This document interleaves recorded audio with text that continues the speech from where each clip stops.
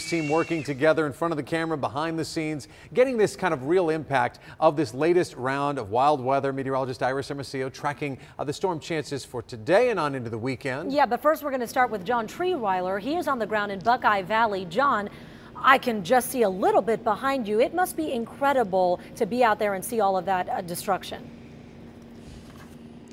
It is. It's pretty destructive. It's pretty heartbreaking to take a look at.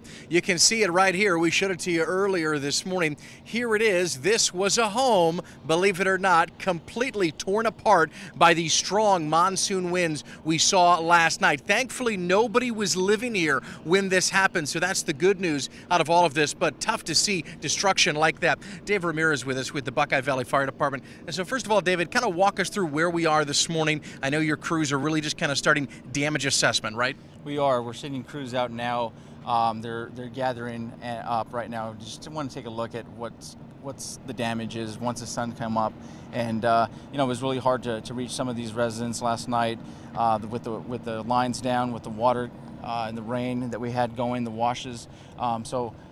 You know, it, like you said, is devastating to see homes like this being destroyed, and there's a number of homes like this being that were destroyed. And talk to me about what it was like last night. You have not gotten much sleep. You were on duty last night. You're here with us this morning. You had homes on fire, at least one house fully involved. I know you guys had a rescue of people trapped under a house. It was a pretty chaotic scene last night. It was call after call that came in. Our first initial call came in around 6:15 with a family of 4 trapped underneath the house. Once crews got on scene, they found that the family had self-extricated themselves from the house with no injuries, luckily. And we're happy to report that really no injuries kind of in this area at all for any of this, just kind of some minor cuts, scrapes, and bruises. David, reminding us, they're asking people that if you do have kind of property in this area, you haven't seen it yet, to not come to this area yet until they do damage assessment, and to work with the Red Cross if you do need help or assistance. We're live in Buckeye Valley. I'm John Treeweiler, ABC 15, Arizona. Oh, it's